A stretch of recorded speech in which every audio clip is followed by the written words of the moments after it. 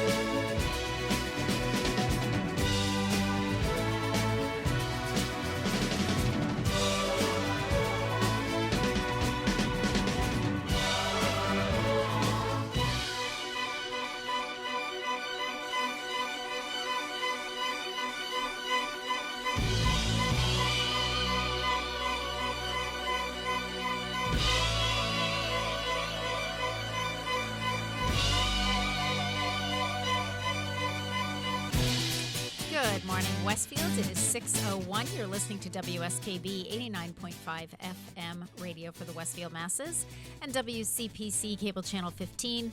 My name is Tina Gorman. I'm your Wake Up Wednesday host, and I am in the studio this morning with the chairman of the board, Pete Coles. Good morning, Pete. Good morning. Lots of excitement here yesterday in Westfield. Yes. We were all over the news. The governor came to town. The governor, not only did the governor came to town, the governor was in this building. Yes, he was This just very down the hall. building. Just yes. down the hall. Well, you know what I was trying to figure out? I caught it on Western Mass News. Where were they? What room were they in? I'm Tiger's looking Pride. at these chairs. Oh, okay, gotcha. So did It's made it easier for us because I have setups in there and I have networking that's in there, perfect. and yeah, so we were able to. We pulled off a live stream on Facebook, YouTube, and Channel 15. Congratulations. Kudos to you, Pete. That was awesome. Kudos to the students. They helped a lot. They ran a lot of Perfect. cables for us. Perfect. Mr. Forney did a good job herding cats. So True. when did we find out that the governor was coming? Did Did we have how much notice did we actually About have? a week or two. Oh, we did. Okay. Yeah, so about a week or two. Well, here's what I was told. So Okay. this is the administration comes down and goes, "Hey, the governor's coming to announce some grants, and we need a sound system." Okay. That was what I got. Okay. All right. Well, I got sound gear here. That's why I bought it. Part of it says the school could use it. All right. So we'll set that up. So originally I thought it was in the cafeteria, which poses problems for me for anything else. And like, no, it's going to be in Tiger's Pride. Okay, well, that solves a few problems. So I said to Mr. Forney, I'm like, why don't we live stream it? Because he was going to record it. Uh-huh. He recorded the governor visited manufacturing as well. So that's where the money's going. Okay. So they were down there shooting that. And then and I said, well, why don't we live stream it? Cripes, it's right down the hall. I got a network hook up there. Perfect. That's not that hard. So so we did that. And then DCR came in about 2 hours before and set up some of their gear, used some of our gear for sound system, for the governor's sound system. So Okay. we worked all that out, got a camera feed, which we had planned on anyways, Yep. and everything worked fine. Perfect. And we got the money. Yeah, 1.1 million or something. Yeah. Just over $1 million for That was- manufacturing. That was pretty awesome. yeah. That was pretty awesome. Yep, I'll take it. Yeah, absolutely. Well, I knew nothing about it until the department head meeting yesterday. So just to let viewers know, so the mayor periodically holds meetings for the department heads. So Right. Pete and I were in a department head meeting yesterday morning over My at the first time senior I got to center. go. Yeah. So now you know and here's my thing. And I have to apologize, Pete. I feel like I blew you off. But when, the department head meetings only happen every couple of months. And Right. the great thing for me is that it puts everybody in one place at one time. Yeah, you were working the room. I looked around that room. I was like, all right, I got to talk to Brian Ferret, Shanna Reed, Tammy Taft, Chief Egloff. So I'm looking around the room. I'm like, I got 5 Yeah. people here. And I have like 2 minutes to run around and say, don't leave. And Lenore, she was the other one, so I had I knew I had 5 people. And, the mayor, and God bless him, he started exactly on It time. starts on So time it's and finishes on time. Exactly. So I was like, I don't have a lot of time here. Hi, Pete, but I got to, I got to Yeah, work yeah. the room. No, I So, understood what was going on. Yeah, I was able to kind of get my, my stuff into everybody that I needed to talk to. But yeah, so there we are at the and when the mayor came in, I'm thinking, wow, he's pretty dressed up for a department head meeting, all suit and everything. Well, and then wow, right after I that, the found out. governor was here also for the Right. groundbreaking for the new guard entrance, which is going to come off Southampton Road. Yes. And yes. I hope to God part of that project is to put a traffic light right there. Wouldn't that be nice? Because that's where the trucks go down into the industrial park. So a traffic light there would be a huge improvement also because I live down the street. Yeah. And it would cause almost like a windbreak. A windbreak they have on dunes and things like that. Mm-hmm. It would cause a traffic break to slow them down a little bit because they whiz by my street at 60. Yeah. Yep. It's supposed to be 45. Yeah. They whiz by at 60. Yep. Yep. And getting out anything other than right out of my street is a nightmare. Is a disaster, right? Yes. I get it. I know. I guess I hear that should get from lucky. my seniors up there too. Yeah. And it's not tough traffic. And I said this at just some traffic, meeting. traffic. It's traffic. Yeah. Somebody was bitching about Target or something, and I'm like, it's not the trucks. Right. It's just everybody. Yeah. It's just, it's a big city, and we got 42,000 people in the city. Right. A lot of them drive. And everybody's now. going towards the Pike. Right. That's what it is. Last night when I came home, I had to drop tickets off to Rob Goff over in Agawam for today. Mm-hmm. And I came home and I looked down the Pike as I was coming across the bridge, and traffic was backed up on that exit as far as you could see. Yeah. That's no toll booths now. It's not the toll booths that are that's problem. right. That's right. It's the traffic. It's just plain the traffic. We're the gateway to the Berkshires, and unless they build an exit out in the Berkshires, like around Lee, halfway in between here and Lee, it's not going to change. Yeah. I don't care what you do. Talking about I don't care if you put in a rotary. It's not going to change. Yeah, it's just There's the gonna be certain times volume. of the day, It's just the volume. Certain times of the day where it's just that's how it's going to be. Yeah. I think the rotary might improve it. It's going to take a while for them to get used to, but they have in other places. Yeah, I am not a fan of rotaries. I mean, I get it, and Well, people aren't courteous anymore. That's I know, the problem. Exactly. I just, I get it. Anyway. We could do a whole show on that. We could. A whole show on rotaries. But anyway, so great to have the governor here. Great that Westfield got some press. I mean, I went on to Western Mass News because when I got home and I just I couldn't stay up late because I couldn't watch the news, last night because I had to get to bed. As Gary said, go get your 6 minutes of sleep because you got your show in the morning. But when I went on to Western Mass News, I was looking. So they had a story about the governor. They had a story about the guy that snipped wherever he was over at the gas station, and they caught him.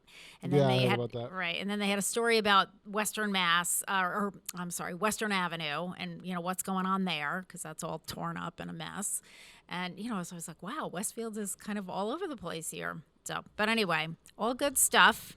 Well, if they can get out here and do a triple banger, they come out here. If they can't, they don't leave this confines of Greater Springfield. Right, exactly. Yeah, exactly. Well, and that was, it was nice that they did. It gave Westfield a little recognition, which we so justly deserve. And congratulations to Superintendent Zaporowski on his windfall of over $1 million grant. So it is very exciting. Yeah, and the teachers in manufacturing to put that forward, and the principal here in the building for saying, "Hey, that's a great idea. Yeah, go for it." Absolutely. Yeah, I saw. I know when I was watching the replay on the news. I was saying, "Oh, who do I see there?" I could see Zap in the background. I could see the mayor. I could see Jolene go to. It's like you're checking out who was in attendance. The who's. The who's who. I think I saw the back. Was Velas there? I thought I saw the back of his head. It could have been. I saw Kelly Pease. I was down this way for a while. Yeah, you wouldn't. Yeah, you wouldn't know. All right, let's do one birthday before we, get too far into this because this is like a long one. But today is the birthday of the late Ed Sullivan, journalist, producer, and television host, born on this day, September 28th, in 1901. He was born in Harlem in New York City.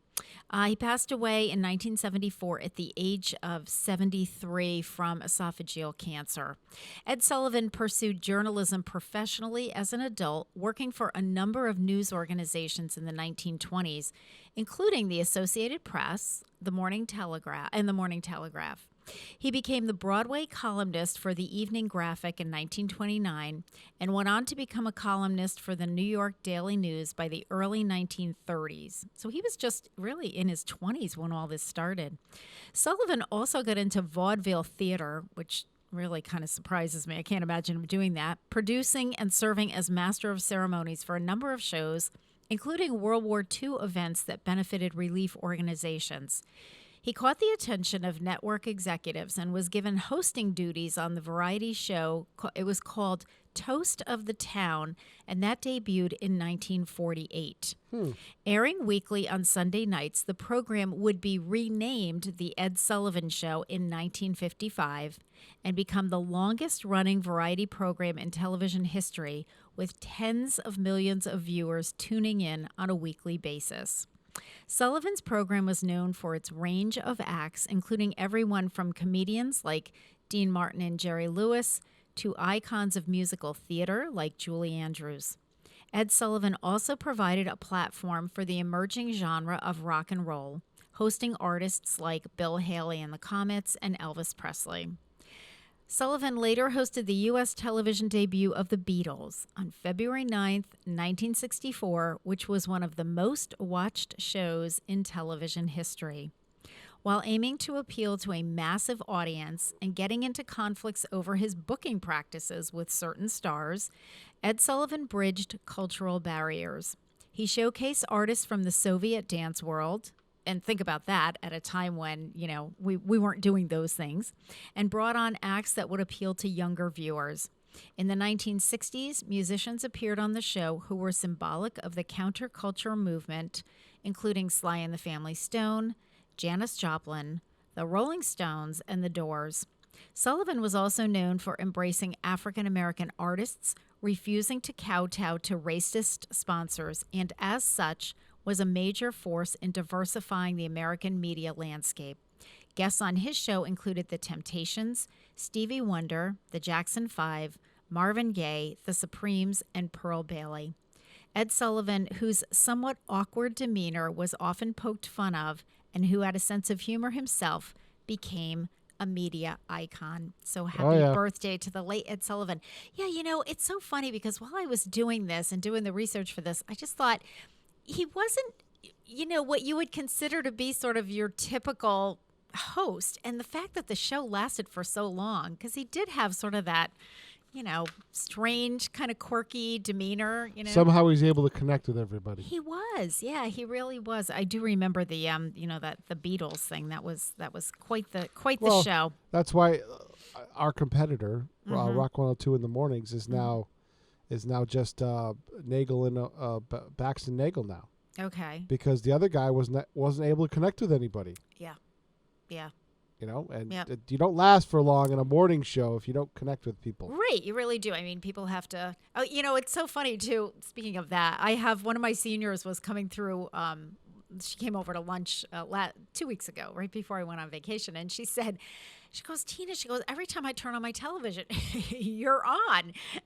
And I said, oh, really? I mean, it's so funny because these people are coming in, and I think sometimes there are replays of the show that I'm not even aware of. Yeah, and, sometimes if I need like a block of filler, they'll throw your show in there. Yeah, and it's so funny. And Millie goes, my God, I feel like every time I turn on my TV, there you are. So, but, that's kind of fun. And hopefully we do connect with the viewers. I don't think we would have lasted this long had we not. I agree. I think that we do. I hope that we do.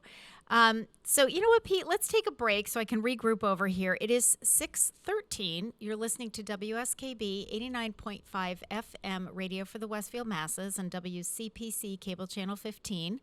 I will let people know before we take this break that my guest second hour will be Joe Rouse, director of the health department. Of course, I also had to talk to Joe Rouse, but he, I had a seat right next to me for him because we have lots going on with the health department. We're going to talk about that more second hour when Joe is with us.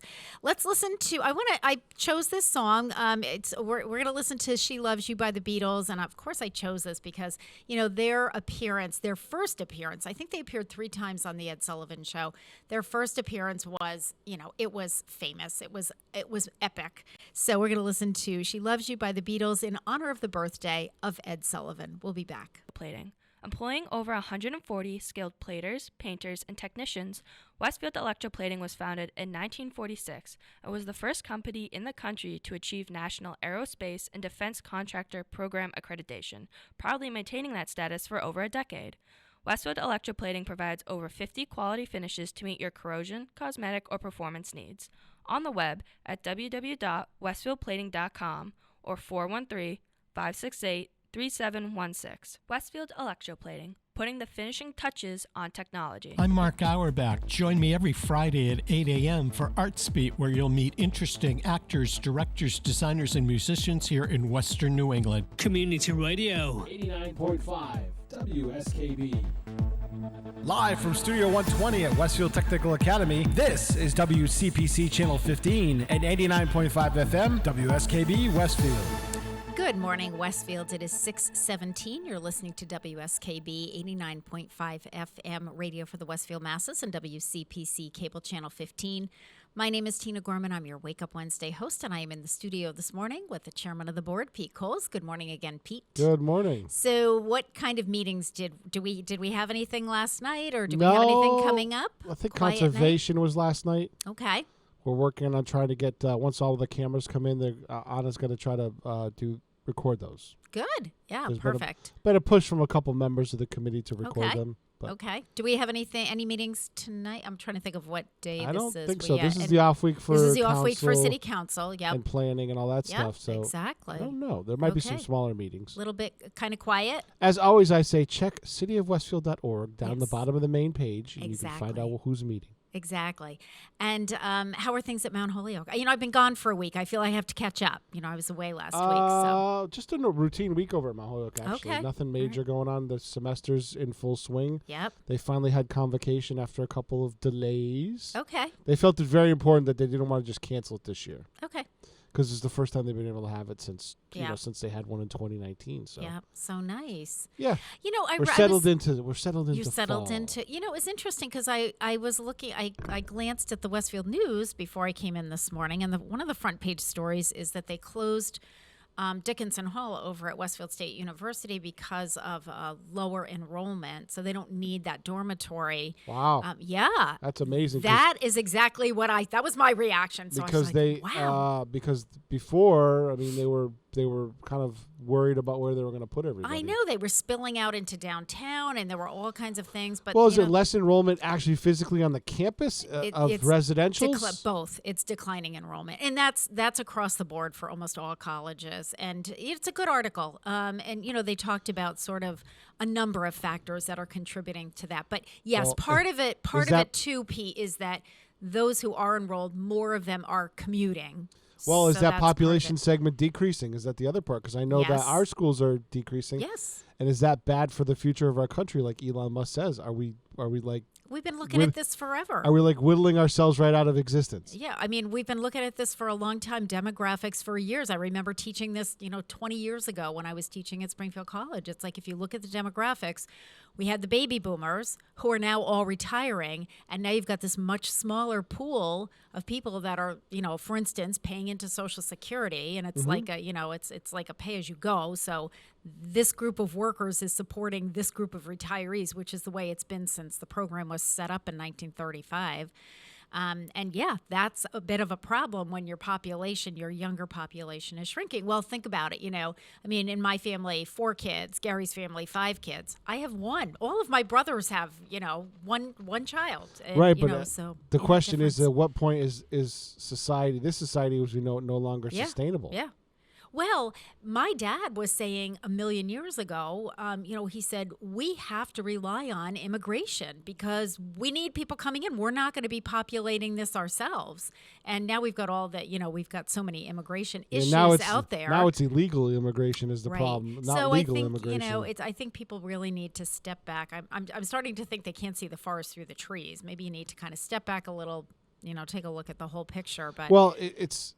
For me, the big thing is it's like a tsunami, right? So you can't survive a tsunami. Mm-hmm. If you reform immigration and bring in more people on a yearly basis legally, then you can solve the problem. Mm-hmm. They're trying to do it all at once. Yeah, that doesn't work. Yeah, it doesn't work. And you need to be, you want people who want to come in and work and are, qualified to work. And there are people like that.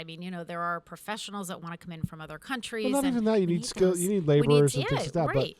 But there needs to be some sort of control. It can't be a free-for-all. Yeah, absolutely. You can't just let the floodgates open. Listen, I've been to the Texas border because when I went to Starbase, you're a mile away from the you're a mile away from the Mexican border, and it's a real thing down there. Oh, absolutely. You see people walking across the field. You know that they've just come across because they're still wet. Pete, what year was that? Like, how long ago? What year That was was 2020. Okay. Yeah. That was during the pandemic. We went down there. Okay. Yeah, So I mean, it's a real deal. It is real. Yeah, there's. Yeah, I mean, coming from Starbase, you're on an American road. You're an American, but there's a border check. There's a border. checkpoint. Yeah, there's a border patrol Mm-hmm. area that you got to drive through because they're making sure you're not bringing illegals across. Yeah. Yeah. Even as an American citizen, they go pick them up down there because it's not hard to swim across the Rio Grande when you're right at the ocean. It's not a bad deal down there. And people go to the beach and they swim across to the American side and they walk up the road. Mm-hmm. They do see them. Yeah. Yeah. You know, Well, and that's before it got crazy like it is now. Yeah. All this stemming from, a dorm closing at Westfield State. That's how we got onto this. But that's how topics go sometimes. Yeah, exactly. but and again, this is not. As a matter of fact, I heard a story on National Public Radio last night going home about some of the and Gary asked me, he's like, oh, does that pertain to any of the schools around us?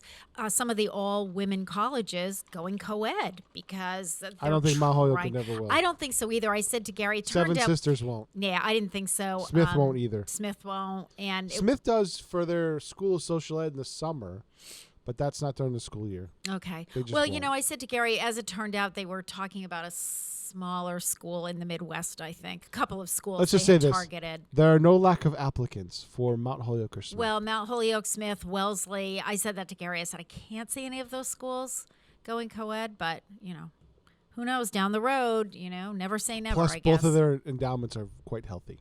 Yeah. Yeah. And that makes a huge, These were the schools they were looking at were smaller, I've seen cutbacks in the years that I've been there because when I first started, in each of the old dorm houses, they had full kitchens and you ate your meals in your dorm. Okay. And since then, they built a modern... like a dining hall? Yeah, dining kind of hall. Yep. Right. They've expanded the Blanchard Hall to become a modern dining hall, and that's where everybody goes to eat. But back in the day, there was dining rooms in every single dorm house. Yeah. And full kitchens and staff and everything. So they've cut back a lot of people. Yeah. That's right. Exactly. You don't need quite as many when you're feeding them all in one place. There's no doubt about it. Yeah. So, all right. Well, we'll see what happens. And they said that Dickinson Hall will be closed for the fall. It is closed now. They're going to see how it goes in the spring and, kind of look at. Dickinson's a big hall. Well, it's a big hall, but they also said it was it's the oldest dorm, I guess, on campus. It is, so they were saying that it's the one that people were not real. That wasn't their first choice for housing. So, right. And then the other thing about Mount Holyoke, and I don't know about there, but when the school was closed for the pandemic, they did a crap load of renovation stuff.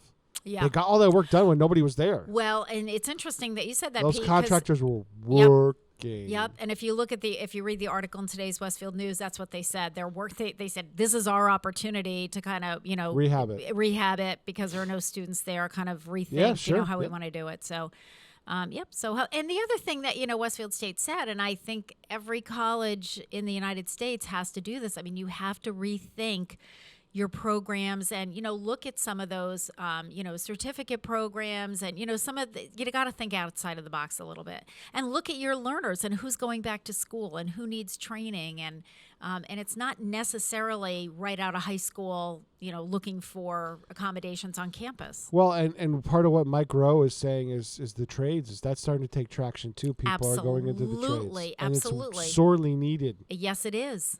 There's no doubt look about at me. I'm a tradesman, basically.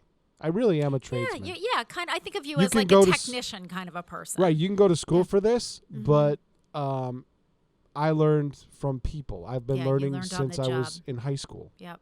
And that's how I got to where I'm at for this job. Yeah. Well, and the city recognizes that. I mean, Lenore was saying at the department head meeting yesterday, how many of the students that they're bringing from, Westfield Tech. Right. IT is a trade. You can go to school for it. Yeah. And learn it post high school, but because it's here, you can learn those same concepts here. Yep. Absolutely. And if you want to continue to get advanced degrees, you can do that too, but it's not necessarily needed, and people really need the bodies. They need IT people. Yep, they do. And the city of Westfield. Right. And we've talked about, hey, try to get a good HVAC person or try to get a good electrician or try to get a good plumber. I mean, all of those, They're all those trades. I mean, we need people to do those. I think if we had room in this school, the HVAC would have started back up That again. would have been such a good program. I know. Well, but the programs we have here are churning They're out people. awesome. Oh yeah. That can go right to work. Yeah. I mean, I think that it's it's a matter of how can we expand. We don't want to eliminate any of the programs we have. They're great. I'd like to see Zap see this through, but I know his dream is, and he said this before on his show, is to have a united high school in one place where you don't have to choose schools or sports or stuff like that. Oh my God, would that be awesome or what? Have it all under one roof. So. Yep. So if you want to be college prep, you can be college prep. Yep. If you want to be trade, you can be trade. Yep. And both of that can coexist under the same roof. Wow. What a dream. That would be amazing. It would. In every way. Yep. And it's a dream today, but who knows? It's possible. It is possible. Anything's possible.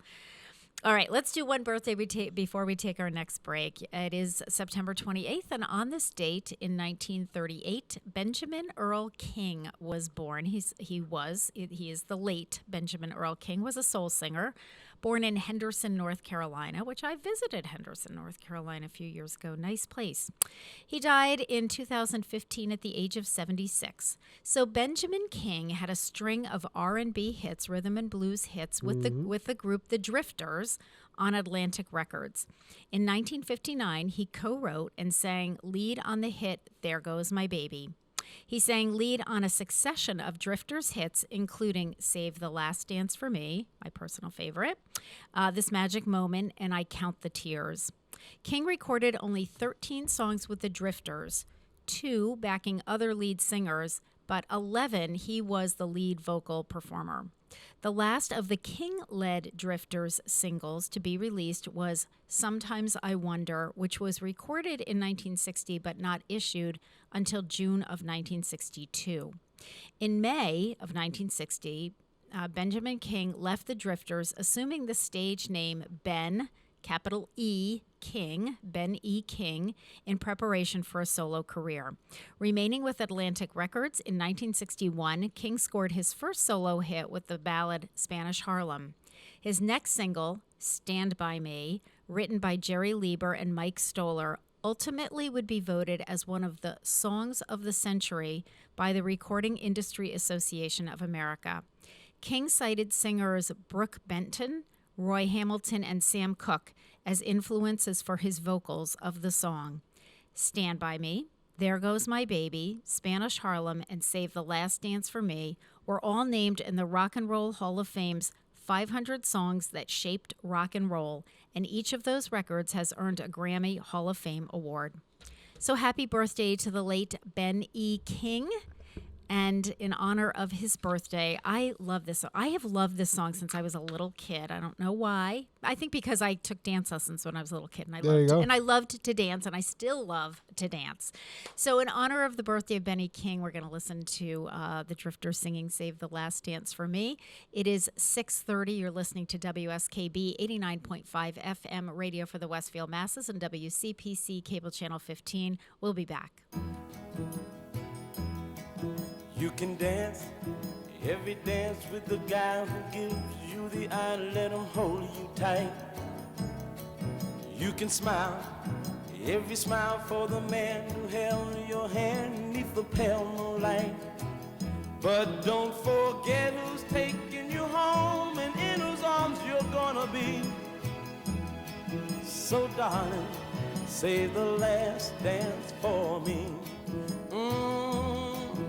Oh, I know that the music's fine, like sparkling wine. Go and have your fun. Laugh and sing. Yes, but while we're apart, don't give your heart to anyone. But don't forget who's taking you home and in whose arms you're gonna be. So darling, save the last dance for me. Baby, don't you know I love you so? Can't you feel it when we touch? I will never, never let you go. I love you oh so much. You can dance, go and carry on till the night is gone and it's time to go. If he asks if you're all alone, can he take you home? You must tell him no. 'Cause don't forget who's taking you home and in whose arms you're gonna be. So darling, say the last dance for me.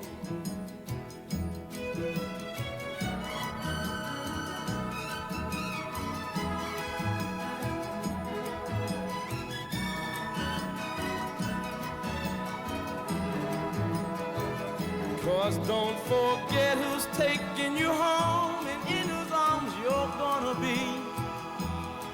So darling, say the last dance for me. Say the last dance for me. Say the last dance for me.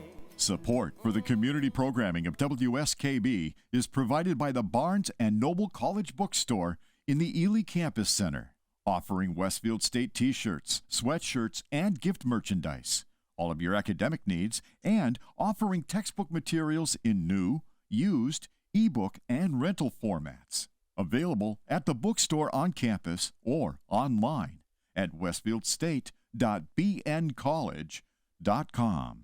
This is Ken Stomsky from Ken's Den on WCPC 15 and 89.5 FM, Tuesdays, 8 to 10. Community Radio. 89.5 WSKB. Live from Studio 120 at Westfield Technical Academy, this is WCPC Channel 15 and 89.5 FM, WSKB Westfield. Good morning, Westfield. It is 6:33. You're listening to WSKB 89.5 FM radio for the Westfield Masses and WCPC Cable Channel 15. My name is Tina Gorman. I'm your Wake Up Wednesday host, and I am in the studio this morning with the chairman of the board, producer Pete Coles. Good morning again, Pete. Good morning. And you are going to be getting ready to go to the Big E after my show today. Yes. Taking a fleet of students over there for a good learning experience. So what exactly are you going to do when you get there, Pete? What's the plan? So we have permission to be up in the Flag Plaza where Channel 40 used to be back in the day. Wow.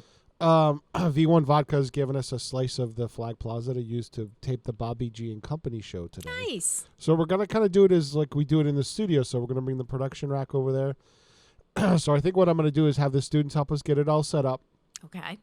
Then I'm going to turn them loose in the fair in the area. Just don't go too far away. Kind of stay in the Better Living Center area. Okay. And then come back and help us break it down and come back to school. Okay. So we'll have a little like work, fun. a little fun, a little work. Nice. Nice. And you're taking six or eight students? I believe he's got 6, yeah. 6 students. Perfect. Yeah. Good learning experience. I mean, who wouldn't want to do that? Right. You know? Right. That sounds It'll great. be a little crazy, but, we can get it done. All right. Good. Okay. So listen, we're rounding out September. I've people have been saying to me, I can't believe that October is at the end of the week. I mean, here we are. Yep. But September is National Honey Month, and we haven't really had a chance to talk about that. So National Honey Month marks an important time for honey producers and beekeepers across the nation. In the United States, honey collection season typically concludes in September as bees begin to secure their hives and prepare for the winter. In the spirit of celebration, here are a few fun, crazy facts you may not have known about bees, beekeeping, and honey. So here you go. There are nearly 20,000 known species of bees throughout the world, 4,000 of which are native to the United States. So if you think you've seen one bee, you've seen them all, that is not true. But this is the one that blew me away. A single worker honeybee, one bee, produces approximately 1/12 of a teaspoon of honey in her lifetime. That means that around 22,700 bees are needed to fill a single jar of honey. That's a lot of bees. Yep. A lot of bees. In 2012, archaeologists discovered the world's oldest honey. It was found in ceramic jars in Georgia, the country, not the state, and is estimated by scientists to be about 5,500 years old. That's pretty old honey. Yep. Although Utah's official state emblem features a beehive and enjoys the nickname the Beehive State, The 2016 top 10 honey-producing states include North Dakota, South Dakota, Montana, California, Florida, Texas, Minnesota, Michigan, Louisiana, and Georgia. But notice not Utah, which is the beehive state. But that's okay. Honey comes in a variety of flavors and colors, including blue and purple. States located in the southeastern region of the United States are known to produce purple honey, which I have to say, I never heard of that. I didn't really know that was such a thing. Purple honey is an incredibly rare harvest. Some beekeepers go their entire lives without ever encountering it. There are many different hypotheses on how purple honey gets its color, but scientists still cannot reach an agreement on the cause. So there you go. There's some fun facts for this National Honey Month. September is National Honey Month. And, speaking of purple honey, reminds me, Pete, so I was vacationing up in Maine last week. I was visiting Gary and I and two of our friends, Liz and Steve Veit, went up to visit my brother and sister-in-law up in Bar Harbor, Maine. Thank you, Mike and Marion. Oh, there's Bar Harbor this morning. Very foggy. I have to say, people said, oh, I guess the weather here was good, because people kept saying to me, oh, did you have good weather? I said, no, the weather was not good. However. Yeah, north of us, I noticed it was stormy all week. Yeah. However, having said that, we had one beautiful day. That was Wednesday. So that was the day I got in my 5-mile run, through the carriage roads, which was really great. Thursday was a complete washout. I read an entire book. I read a book that I borrowed from James Holman that the Novel Ideas book group over at the Senior Center had read and discussed a few weeks ago, called White Houses. I would highly recommend it, by Amy Bloom. Excellent read. It poured all day, so I read the entire book in a day. And it was great. And we have that in the Fireside Lounge. James has donated it to the Fireside Lounge, so if anybody wants to read it, feel free.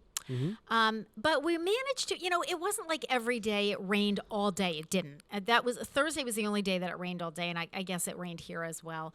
But the other days, if it rained in the morning, it got, kind of partly sunny in the afternoon, so we could do stuff. If it rained in the afternoon, we did stuff in the morning. So Gary and our friends Liz and Steve brought their bikes up there, so they did a lot of cycling. I did a lot of walking, miles and miles of walking on the carriage roads. I didn't get to do hiking because hiking was going to be Friday, but we had so much rain on Thursday. The trails were really slippery, and it wasn't really safe. Yeah, it just wasn't safe. We just decided that we would walk instead. Did you finally relax and shut down a little bit? I did. I absolutely did, Pete.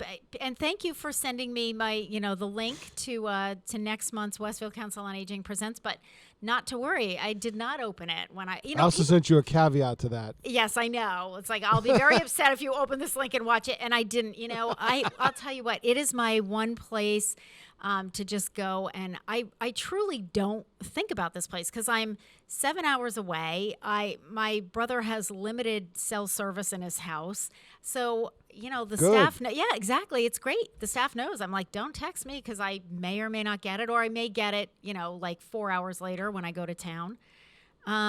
It was really nice. And it was, of course, it was quieter up there than it is in the summer because, the kids are back in school. Yeah, you're slightly off season. Yeah, we're off season. So there were a lot of, older people and people with very young children who aren't in school yet. So, which was kind of nice, though. I noticed a lot of families out there with young kids on the carriage trails, mostly cycling, but, just kind of walking around, and it's nice to see those families doing outside activities together. So it was very relaxing.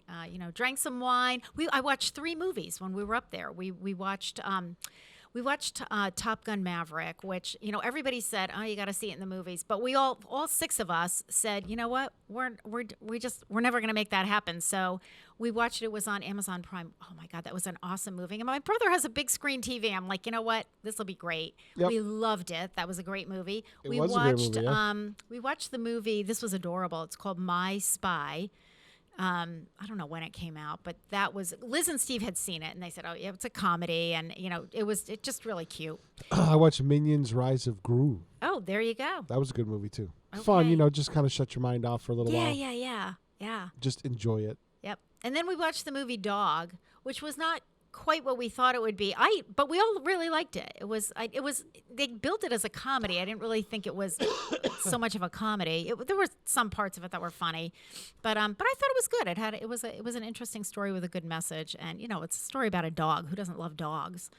So so we watched movies. I read a book. I drank wine. I did a ton of exercising. So what's better than that? And lots of conversation. We solved all the world's problems while I was up there, Pete. Cool. So, all good. All right, let's do another birthday. It is the birthday of the late Ethel Rosenberg, war crimes spy. This is interesting, and I've seen this on the news over the years since I've been doing this show. She was born on this date in 1915 in New York City. She died on June 19th, 1953, at the age of 37. So here's the story of Ethel Rosenberg, which you've probably heard of her and her husband. They were quite famous because their sons keep bringing them up. So after finishing school in 1931, Ethel Rosenberg went to work for the National New York Packing and Shipping Company. Through her job, she became involved in social and political causes. It was at a union event that she met Julius Rosenberg. The two began dating, and they each developed a strong interest in the Community Party. In 1939, they married and had two sons, Michael and Robert. Ethel Rosenberg's role in one of the most infamous U.S. cases of espionage has remained unclear. Her husband, Julius, reportedly recruited her younger brother, so Ethel's younger brother, David Greenglass, to give information to the Soviets. While serving in the U.S. Army, Greenglass had been assigned to work on the famed Manhattan Project, which led to the creation of the atomic bomb.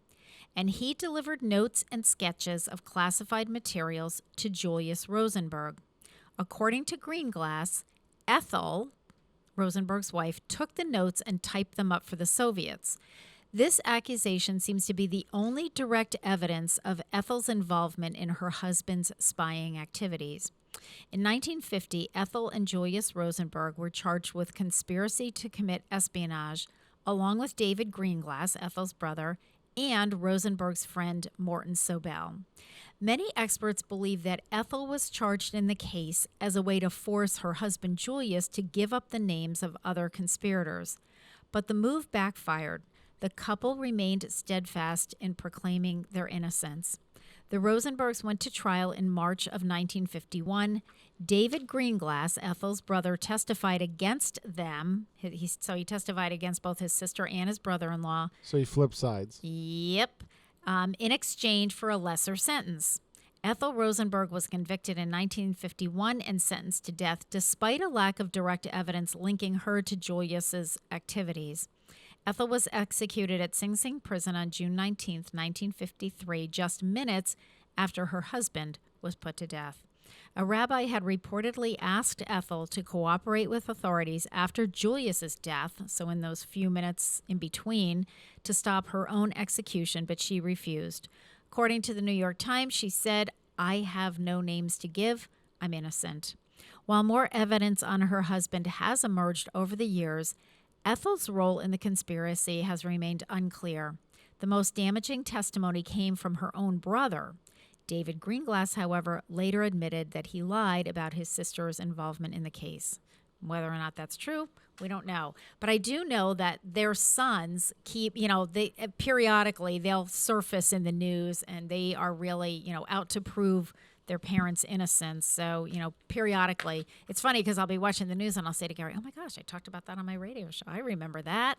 So anyway, happy birthday to Ethel Rosenberg. And we really don't know, were you One of the involved? most infamous cases in U.S. history. It is, yeah. You just really don't know, who was involved, how they were involved, and all that other good stuff. All right, it is 6:45. You're listening to WSKB 89.5 FM radio for the Westfield masses and WCPC cable channel 15. So in honor of National Honey Month, because September's National Honey Month, we're going to listen to Herb Alpert and the Tijuana Brass play the piece, A Taste of Honey. We'll be back.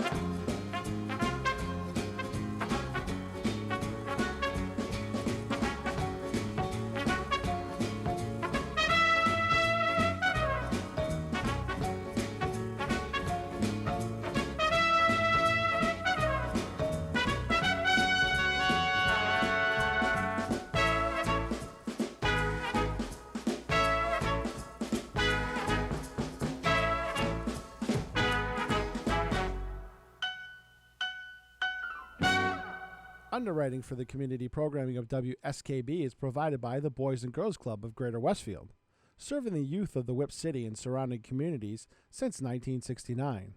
For more information on the Great Futures Club for ages 3 to 5, happening weekdays, and the Club Teen Center for ages 11 and older, weekdays from 6:30 till 8 p.m., go online at bcgwestfield.org or visit the club at 28 West Silver Street. The Boys and Girls Club of Greater Westfield. Great futures start here. Hi, this is Harry Rock, host of Rock on Westfield every fourth Wednesday at 8 a.m. Tune in for my view of this place I call home. Community Radio. 89.5 WSKB. Live from Studio 120 at Westfield Technical Academy, this is WCPC Channel 15 and 89.5 FM WSKB Westfield. Good morning, Westfield. It is 6:49. You're listening to WSKB 89.5 FM radio for the Westfield Masses and WCPC Cable Channel 15.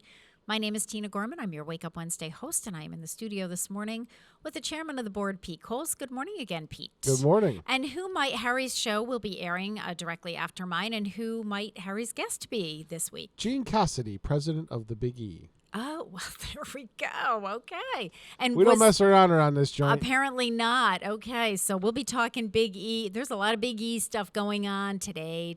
Tomorrow's Westfield Day, correct? Is that right? Tomorrow, Thursday. Yes. Yeah, exactly. And they're winding down.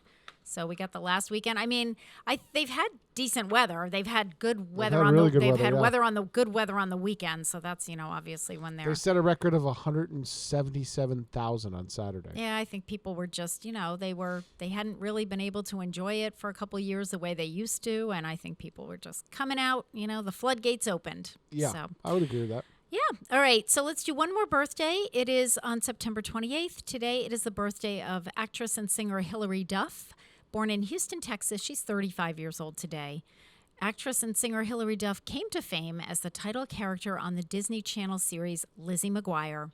The year 2003 was a busy one for Duff as the 16-year-old starred in 3 movies, Agent Cody Banks, the Lizzie McGuire movie, and Cheaper by the Dozen. She also released her first non-Disney studio album called Metamorphosis.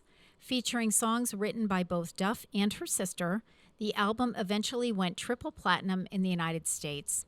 Duff had developed a reputation as a teen idol and drew comparisons to the late Annette Funicello, who had risen to prominence as the star of the Mickey Mouse Club half a century before. By 2005, Hilary Duff, desperately wanting to move away from tween fare so that she could be taken seriously as an adult actress and singer, she came out with her 4th studio album called Dignity, which was released in 2007 to both critical and commercial acclaim, praised for offering a more mature, adult sound than that of its predecessors. Outside of her performance career, Hilary Duff is heavily involved with charities, especially those focusing on the rights of children and animals. In 2005, she donated $250,000 to help victims of Hurricane Katrina and encouraged her fans to donate as well. And speaking of hurricanes, Pete, we've got one coming up the east, up the Florida West Coast. Yeah, well, it's going to hit Tampa today, so. It is going to hit Tampa today. But I heard on the news coming in this morning that they're concerned about winds and rain, a lot of rain throughout the whole state. Like even, because I know they had been a huge storm. Right. I know they had been evacuating people to Orlando, but now they said today that Disney is closing down today and tomorrow because they're really concerned about flooding and rains. One of the tracks had it going along the coast. Okay. And one of the models had it going right through Tampa, and then straight up the middle of the state, which now it's more leaning towards that track. So. Oh boy. Okay. All right. So they're talking 10 to 15 inches of rain.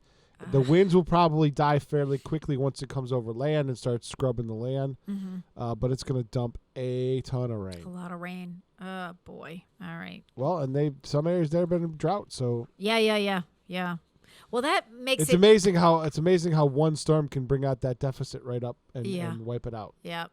But the problem is, when you've had that much of a drought, it's like it's hard for the rain to even sink into to even like soak into the land right away. And because it's so flat, it has nowhere to go. That's true. So it does soak That's in. true. Yeah, that's true. You're Unlike right. here, where there's where we're hilly and stuff, it Yeah. runs off, and You're right. that's a whole other problem. Yep. Down there, it sits and it soaks in. So Yeah. they will be fine. Okay. All right. I know people that are sandbagging. My friend Naomi's down there in the Space Coast area, and they're sandbagging. She's got a pond. Yeah. They're sandbagging for the pond. Real? Oh, yeah. Okay. Right. Makes sense. Because that pond will keep filling and filling and Yep. filling and filling and come right up to their house. Yep. Oh, my goodness. So, yeah. Yeah, one of those times when you're hesitant to be living on the water. They were interviewing somebody Honestly, on the radio this morning. I don't mind living there. Yeah. I would live there because the hurricanes are a lot less than complete winter. Yeah, that's true. Well, Yeah. you deal with it and you move on, I guess. Everywhere has its problems. It does. And especially in this day and age with climate change and everything else, there is no perfect place to live where you're sheltered from all of that. There's never been a perfect place to No, live. I mean, you've either That's a fallacy that, the Right. states market. Yeah. And the islands. Arizona, and it's everything else. dry. Yeah, okay. Well, yes, as my brother said, so is an oven. Open it up and stick your head in. That's about how hot it can get in Arizona. I Right. mean, we talk about, but it's not humid. That's true. But it's, when it's 115, it's 115. Right. No matter how you look at it. It may not be humid, but it's damn hot. Right. Exactly. There's no beautiful place to live unless you want to live in a climate-controlled box. Well, that's it. I mean, Michael Buster McMahon wants to live in a climate-controlled box. Yeah, like in one of those snow globe things. Right? He wanted to live in Vegas until Kenny told him how hot it was over there. Oh my God, Vegas gets it's ridiculously too hot for me. I'm like, yeah. well, yeah, but so you live in air conditioning. What's the problem? Yeah. It's like Well, living and in that's Houston. those are your trade-offs. I mean, if you live in Canada in the wintertime, it's like it's same thing. You're going to be inside in the heat because it's it's Right. freezing and snowy, but in the summer it's beautiful. What a great place to be. It's cool and all that other. Yeah. Yep, that's the way it is, gang. That is the way it is. All right, let's do one more thing here. So September 28th, this is the last Wednesday of the month, so we talk about this annually. It is National Women's Health and Fitness Day. I have to talk about this because we're about health and wellness on this show, and we're about health and wellness at the Senior Center. So Women's Health and Fitness Day is celebrated on the last Wednesday in September and is the nation's largest annual health promotion event for women of all ages. This unique national program, with participation by local organizations throughout the United States, focuses attention on the importance of regular physical activity and health awareness for women. Today, more than 500 groups across the country will host women's health and fitness events at senior centers, hospitals, health clubs, park and recreation districts, local and other community locations, houses of worship, retirement communities, schools. An estimated 50,000 to 75,000 women of all ages are expected to participate in these local activities. The goal of this day is to encourage women to take control of their health, to learn the facts they need to make smart health choices, and to make time for regular physical activity. Because of its grassroots nature, the event provides an excellent opportunity for local organizations to showcase the health-related programs and services they offer to women in their communities. And so I will shamelessly promote the health and wellness opportunities that women have at the Westfield Senior Center. So we have 3 different levels of chair yoga. Now we have gentle chair yoga, progressive chair yoga, and in and out of chair yoga. So we have 3 different ones. We have Carol Palmer's Totally Fun Fitness class offered twice a week, 2 classes offered twice a week. We have reintroduced our Zumba Gold class with Millie Odabashian on Wednesday mornings, and that one is pay as you go, so you don't even have to call ahead for that. It's $5 pay as you go. Class goes from 10 to 10:45, so that will be this morning. And we have line dancing every Friday, which remains ridiculously popular, I think, not just at our senior center, but at all the area senior centers. Also, and I keep reminding my staff to remind our viewers and listeners of this and our seniors who call in, Channel 15, thanks to Pete Coles, we have fitness sessions daily on Channel 15. We have chair yoga, regular yoga, yoga dance, Zumba Gold, line dancing, Movin' and Groovin', which is an all-around fitness class with Dr. G and Grace, and Totally Fun Fitness, which is cardio, strength, and balance exercises with Carol Palmer. The schedule for that is in the newsletter, and here's my little And with the new camera that segue. I'm getting, we may want to start taping those again. Yes, I absolutely do want to start taping those again. So I'd like to start taping those in the actually in the senior center if we Yes. can. So the October Voice of Experience newsletter has hit the streets. People said to me, "Oh, you were on vacation, and the last Saturday of the month was really early this month, so we didn't know if it would be coming out." Please, please, please, please. You don't go anywhere without really- planning ahead. Right. Did you really think that I was going to go on vacation and the newsletter wasn't going to be completely done and ready to go?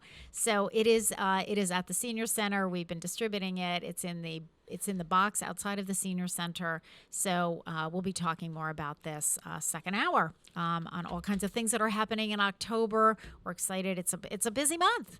So, all right, it is 6:59. You are listening to WSKB 89.5 FM radio for the Westfield Masses on WCPC cable channel 15. When we come back, we're going to talk about some announcements. We got Run Stanley coming up. We've got tax work-off program. We've got Medicare open enrollment coming up. So we're going to talk about all of that. And at 7:15, we will be joined by Joe Rouse, Director of Public Health for the City of Westfield. We'll be back.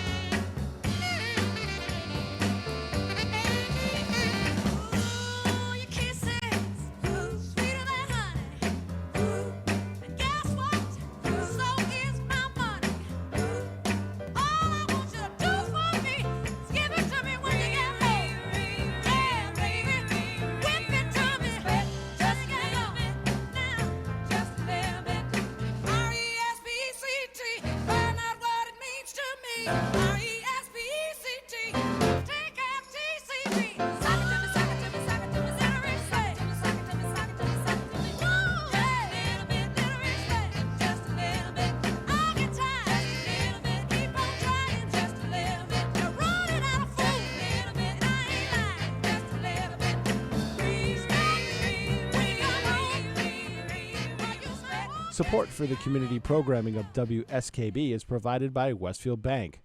For more than 160 years, Westfield Bank has been an important community presence and commercial leader in the Pioneer Valley, with convenient full banking services in Westfield, West Springfield, East Longmeadow, Agawam, Feeding Hills, Springfield, Southwick, as well as Enfield and Granby, Connecticut.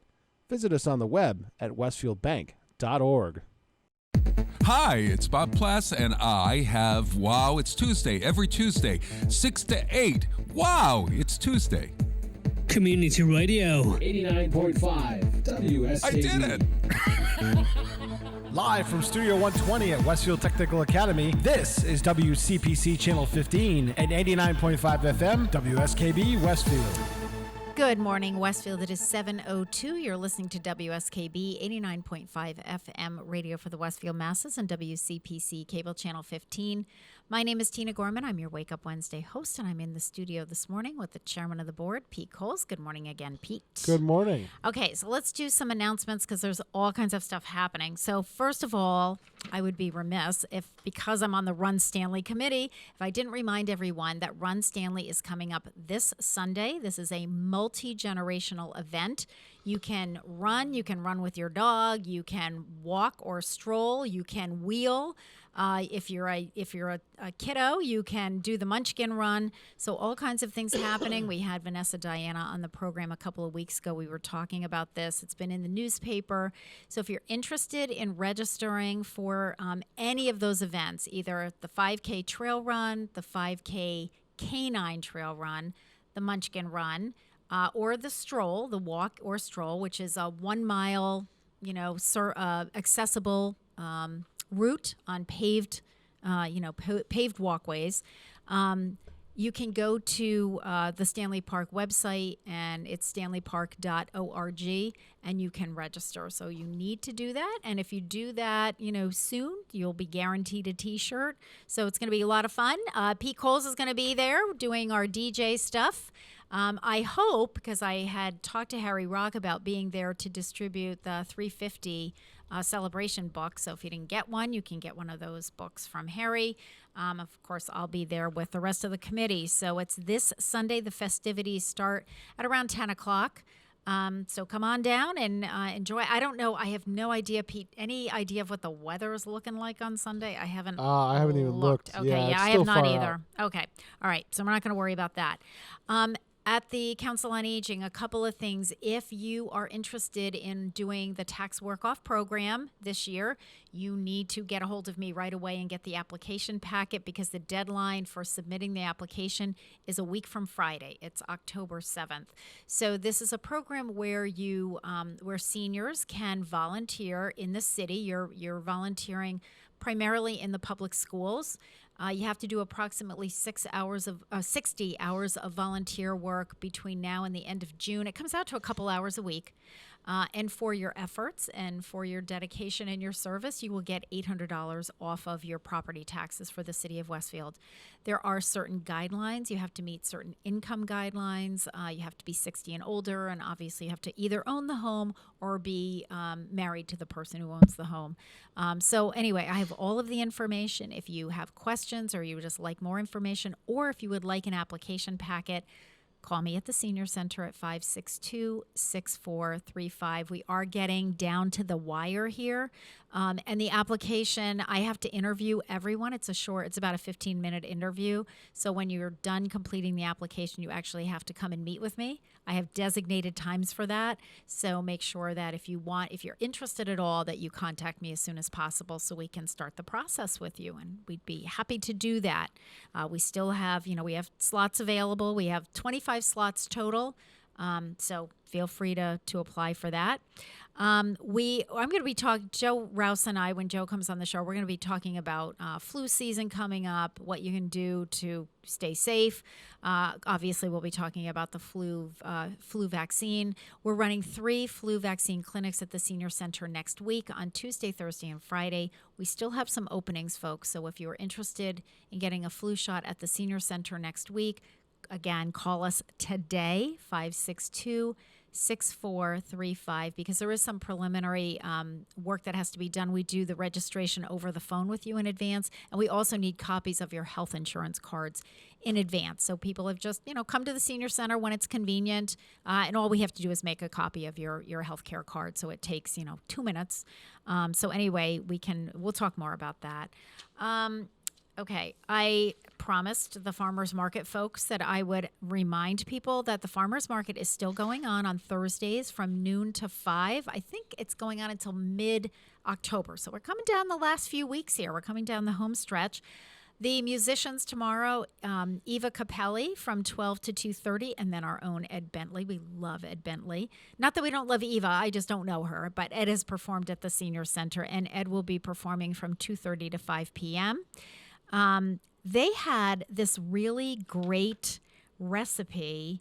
If you go to the website for the farmers market, the Westfield Farmers Market, there's this really great recipe. I can't tell you the name of it because that got cut off when I photocopied it.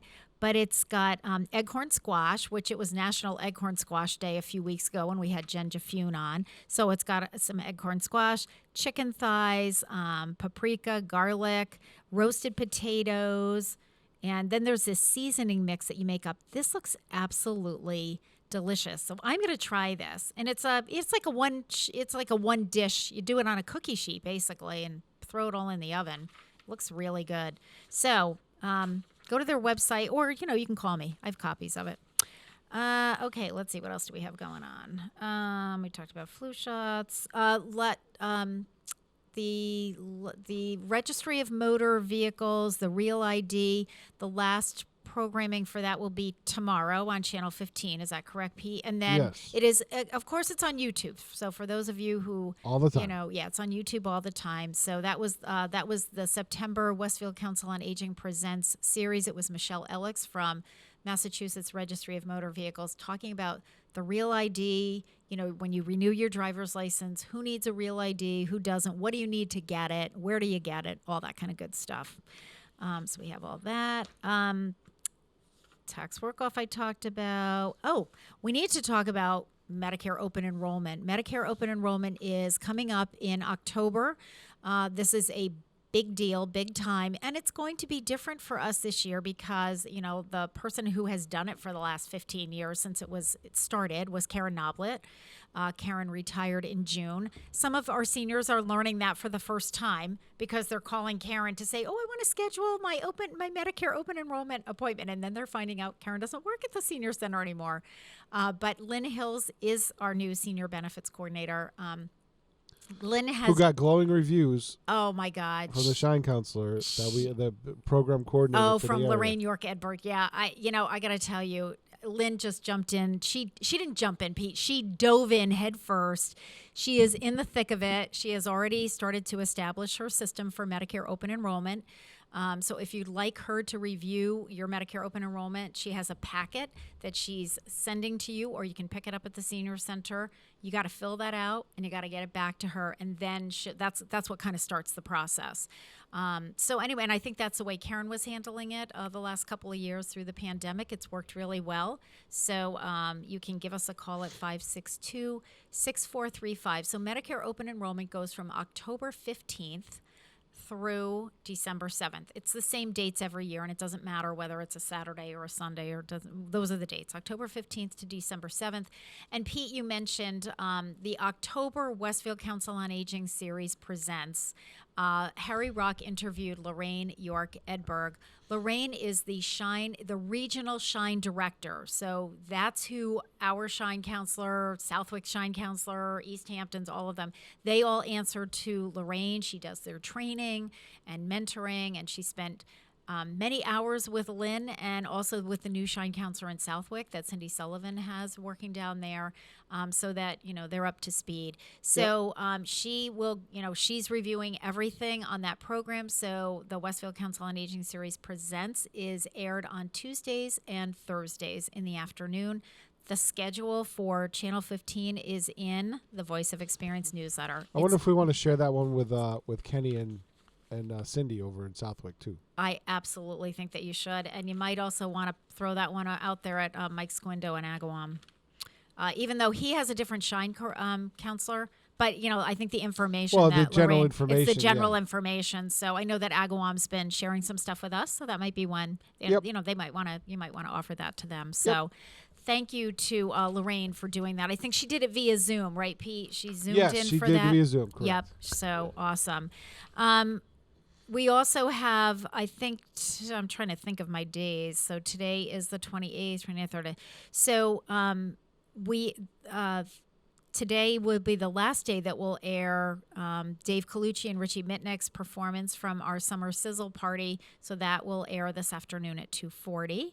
And then we start a new performance. And speaking of Agawam, that was a share from Agawam. It was tough for me to find a spot for it because of meetings and things like that and sports and stuff like that. So I'm like, let me pair you guys together. Awesome. It's awesome. So that will be our performance. And by the way, one of my board members, Pete, said he actually saw the performance and he said it was excellent. Yeah. It's called Too Human, right? Yes. Too Human Performance. That's going to be our October Wednesday afternoon and Saturday evening performance on Channel 15. And that was, as Pete said, that was a share from who is the media person over in Agawam? Who's the Pete Coles in Agawam? Les Tingley. Okay. All right. So that was a share from them, and we really, really appreciate that.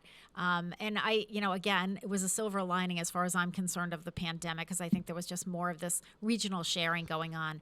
Well, we decided amongst the three of us, we got together early, and we decided that the only way public access is going to survive is you did share content. Yeah. So it's just true. It's just been fabulous. It really has. And of course, having Kenny over in Southwick with Kenny here in Westfield, that was kind of a natural. Right. That so the three of us easy. got together. We all co-produce John Velas's show. So Yep. we each do our part of it. And I saw that Velas, they did it. They did it over at the Agawam Senior Center yesterday. Yes. So that was great. All right. It is 7:14. You're listening to WSKB 89.5 FM radio for the Westfield masses on WCPC cable channel 15. My guest is waiting in the wings. That would be Joe Rouse. So we're going to bring him in with his own personal song, Andy Grammer singing "Good to Be Alive." Hallelujah. We'll be back.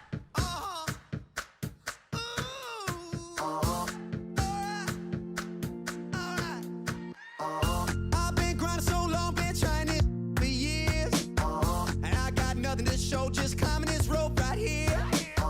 And if there's a man upstairs, he kept bringing me rain. But I've been sending up prayers and something's changed. I think I finally found my hallelujah. I've been waiting for this moment all my life. Now all my dreams are coming true. Yeah, I've been waiting for this moment. It's good to be alive right about now.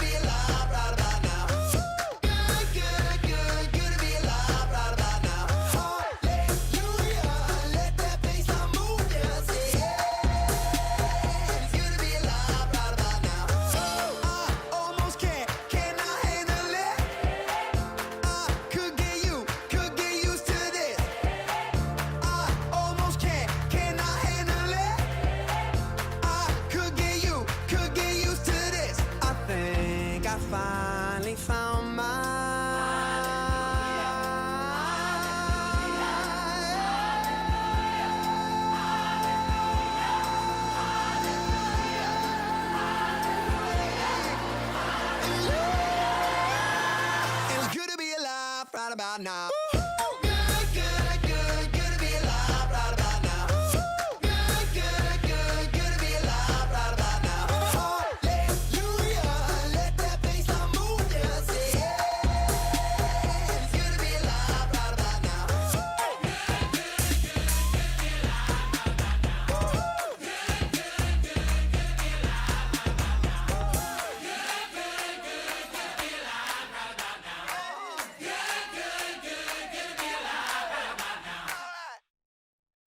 Support for the community programming of WSKB is provided by the Dunkin' Donut Shops of Westfield and the Sardinia family. It's nice to know that even as the world changes, Dunkin' Coffee remains the same at 7 convenient locations throughout Westfield. Join us every Thursday morning from 6 until at least 7:30. Check out the Bobby G and Company Show right here on WSKB 89.5 Community Radio. 89.5 WSKB.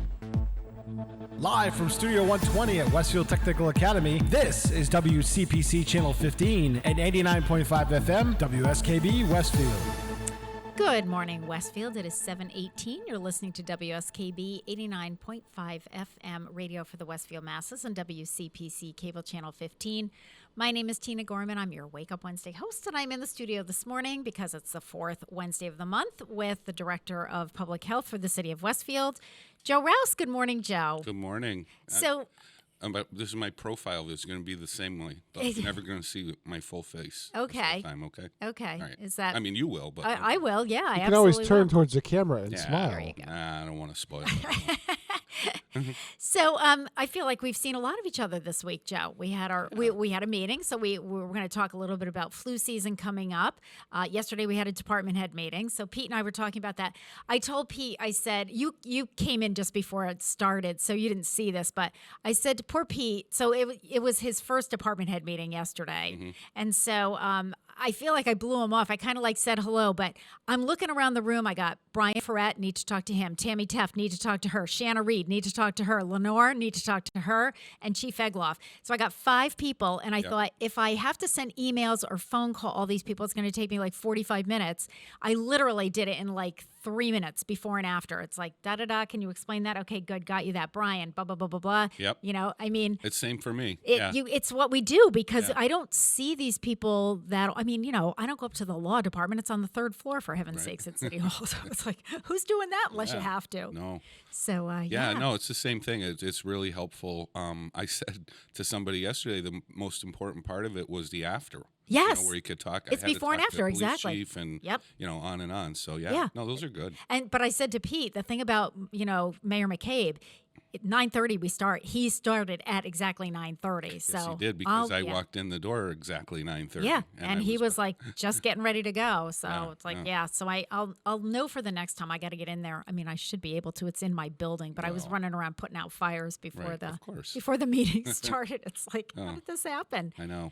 So. Well, I was only there at 9:30 because I realized the clock in my office was it wrong. off? It was wrong.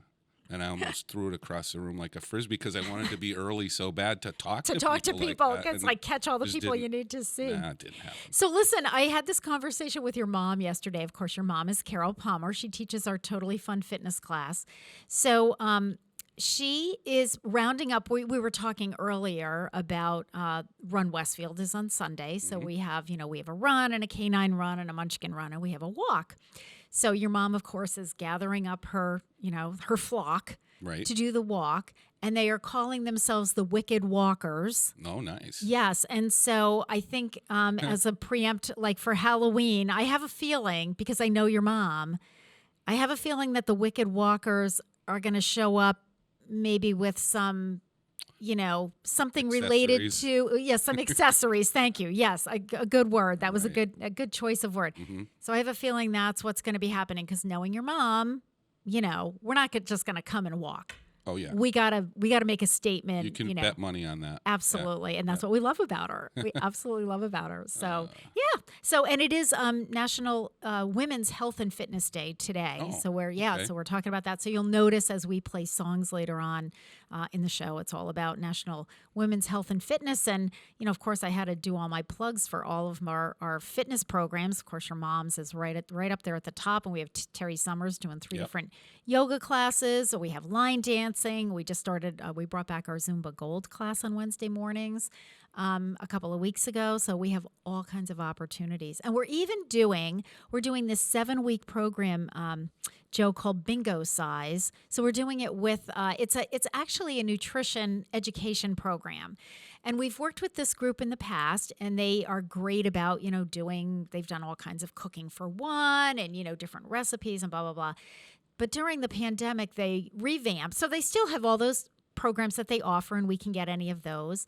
But they started a new program. It's called Bingo Size. So it's a combination of bingo, nutrition education, and a little bit of exercise thrown in there in between. So you call some numbers and, you do some other stuff, and they have prizes. And so we started that last week. Yeah, I said to Mary Lou, I was not here because I was on vacation. So I said, how did Bingo Size? So she goes, it was fun.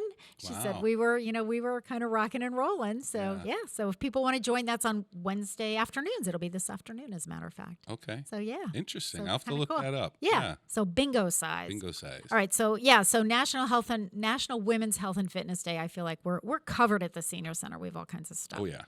Yep. All right, so let's talk health department. What's going on in your world, Joe? Where would you like to start? Well, actually, I mentioned at the department head meeting yesterday, we're still dealing with COVID. Okay, yeah, we need to talk about that because somebody declared at the head of the country that the pandemic's over, but we wouldn't know that because we still have people getting sick. Well, yeah, and I was saying yesterday the reports that I get per week is we're averaging still about 50 positive cases a week in Westfield, and that not include the home tests, obviously. Right, I was going to say. So we know that number is larger. Yeah, I mean, at least double. Yep. Right? So people are still going to get tested and laboratory tests and confirmation, and the numbers are 50. Mm-hmm. And it's vaccinated and unvaccinated people. But now it just boils down to the severity of symptoms as whether you're vaccinated or unvaccinated. So I talked to doctors and people that in the hospitals and stuff, and the good thing is they're really not seeing a lot of symptomatic, wind you up in the hospital sort of respiratory conditions. So it's it's like having a cold. However, if you are one of the immunocompromised or very elderly or have underlying conditions, you could have heart disease, even diabetes and lung conditions, then it could take a toll on you just like anything else. Mm-hmm. And now we're really promoting the newest booster. Yes. So which is available in Westfield, right? That came correct. Out at the meeting yesterday. Yep. And they really pulled back everything before this. So this is the only booster. This is right the now. booster. Yep. Okay. And it's the one most relevant to the current strain. Mm-hmm. I would say people should, if they don't go to your flu clinic next week, or is it next week? Yeah, it's next week. Yep. Tuesday, Thursday, and Friday. Yep. And so if they don't do that and they need to get a flu shot, go somewhere where you can get the flu shot and the COVID booster at the same time. Yeah, I've seen that a lot in the paper lately, and they just did a story in the Republican, and they were saying, and I think there were questions about that. I know from our seniors, over the last couple of months, it's like, well, flu season is coming. Should I get the shot at the same time? Should I space it out? And we didn't really know how to advise them because we were still kind of waiting for the word. But now the word is, go ahead and do it at the same time. Yep. If it's safe and effective. And it's preferable too, because if you have any side effects, then it's all going to happen at the same time. It's all going to be at once. Your arm's going to be sore. You're going to be a little tired. Yeah. And So. Hey Joe, have we moved to the endemic phase where this is where we have treatments, we have vaccines, and now you live with it? It's never going to go away. Yes, correct. Okay. Just like influenza. Okay, that's what I thought. Mm-hmm. I think there's a lot of confusion with people out there saying pandemic, endemic. Pandemic is when it's running wild. You have no way to stop it, and it's gonna cause a lot of damage. Yeah, and all you can do at that point is implement control measures. You have no treatment, so right. We're past that. Right, we've been past that since about late 2021, pretty much. Yep. Okay, I didn't know because, like I said, there's a lot of confusion and fear and stuff like that. So. Well, and also when you get to a certain percentage of vaccination in your population, you can kind of stand down a little bit because then you have the herd immunity, and we're not quite there yet in Westfield. Our vaccination rates are still low, lower than 70, not overall low. I think maybe we're at 62%. And it's only because there's a younger age category of people that are not getting vaccinated, and it's really overall driving down the percentages for so the right for people everyone. have the vaccines. Correct. It's interesting because as soon we break it down into basically like decades of ages. Yep. And once you hit that 30 years old, that's when you have over 70% fully vaccinated. Right. And of course, higher. Yeah, my seniors have been great, I have to say, because I watched those numbers very, very carefully at the beginning of when we started vaccinating, and they were great. I mean, we were, over 75% and in some cases over 80%. So for that older population, I kind of felt like the older we got, the better, that percentage It's was. absolutely like that. When you look at the chart, it breaks it down, and anybody, if you're 80 plus, you're probably like at 95% vaccinated. Yeah, we've done really well with getting folks vaccinated. So thank you to everybody who helped in that effort, my staff, family members who, because we said to families, it's like, listen, government can't do everything. We're here to support, but if you've got a family member, you get them to, the pharmacy. And of course, once it became more available and we didn't all have to go to the Eastfield Mall, Right. And it became available within Westfield, people were, and it's interesting. I was on the phone with somebody who wants to do the tax work-off program. And she's done it in the past, and I know she's got a lot of respiratory issues, and she has ever since I've known her. Very health conscious, very careful, but it is what it is. And she was saying that she got COVID, and I thought, oh my gosh, it would be. But she said, she was treated and everything, and she said, it was not the most pleasant thing that I've ever had, but 2 years ago, she would have been in the hospital on a ventilator, and I'm not sure ever getting out of the hospital. So, it's nice to have those treatment options. It is. And so kind of like what you were saying, Pete, in the endemic phase of this, it has really kind of slid off the radar of the media. So you don't have that. There are juicier stories out there. There are juicier stories now. We're gonna, but you remember when they used to have the graphic before every COVID story with the COVID with the molecule. Yep, the whole thing. You don't see that. The red and hot. That's what I'm saying. And, There's juicier stories out there now. Yeah. Exactly. Right now it's Ian is the big story. Right. Yes, of course. Yeah. Yeah, absolutely. But so just to wrap up the COVID thing, I mean, we're still monitoring it. There's still protocols for if you get it. Yes. And you have to be out of the public for 5 days and then mask for 5 days after if you can. And so we're dealing with it. I think that it'll come to a point. I mean, it's always going to be a reportable disease, just like the flu or any of the other communicable diseases. But I think it's going to get to the point where we're not really going to exclude it or exclusively look at that. Right? It'll just be part of a big whole pot of disease. Of things to viruses and diseases and illnesses to avoid. I do want to mention, Joe, and you mentioned it at the department head meeting yesterday, but the health department has gotten a windfall of COVID tests. So we have them at the senior center, and it's not just for seniors. We've given those out to families or whoever. If you need a test, you can stop by the senior center. They're also available at City Hall. Do you have them in the basement? They're just so when people you come don't in have from to, the side parking lot. Yeah, where the ramp door is. Yep. They're right there by the elevator. We have a table with all the test kits out. Yep. And we got bottles of hand sanitizer. We have masks there. We have some of the touchless thermometers, with the laser beam. Yep.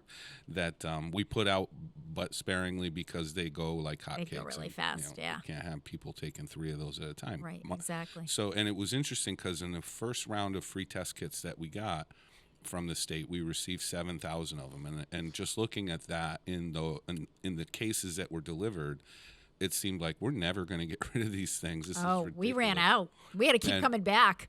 But we did. I mean, we got rid of them, and there's dates on there, but I think right now the dates on the test kits say they expire in July, but the FDA extended that out 6 months. Yep. So there's actually we got in 10,000 test kits this time. Recently, last week, and they come with a boxes of these stickers with QR codes that you have to put on each of the 10,000 boxes of COVID tests. So if you scan that with your phone, it'll tell you that this is good actually until January 31st, I believe. So yeah, we did have somebody who asked us that yesterday, and my greeter Sandra said no, whatever it says. She said add 6 months to it, and you're fine. Yep. And Sandra said, thank you for checking and thank you for asking, but you're fine. Yeah, so. and we were actually supposed to get 21,000 of them. So I don't know if the other 11,000 are coming. Yep. We gave 5,000 of this batch to the school department so that they have them. Yep. And so we'll see what happens. But it was just the state released all of these for every city and town in Massachusetts. And basically what they said is you're eligible for the number of test kits that's half of your population. Great. So yeah. We got 42,000 people in Westfield. 21,000 test kits that are supposed to be That's coming. awesome. So we have them. They're available at City Hall. We also have masks. I know, as Joe mentioned, there are masks there. And those have been going, which I was really, really pleased with that. I'm finding what people are saying is, I got to mask up. I've been exposed, or I'm getting over it, or, they're doing it in the right way. It's like, I'm going to be around other people. So I had one woman who came in a couple weeks ago before I went on vacation. She's like, everybody in my family's sick. So she said, Tina, can I have some masks? So I had given her several packs, and they're like 5 in a pack. Right. And she came back like 3 days later and she said, we need more masks. So I said, yeah, absolutely. That was proper use of them, and, more of a shorter term thing. So, all right. Yeah. Okay. Does that wrap up the COVID segment? That's all I okay, wanted to good. talk All right, about. so it's good time to take a break. It is 7:33. You're listening to WSKB 89.5 FM radio for the Westfield masses and WCPC cable channel 15. If you're just joining me, my guest this morning is Joe Rouse, Director of Public Health. So in honor of National Women's Health and Fitness Day, we're going to listen to Taylor Swift, Shaking It Off. We'll be back.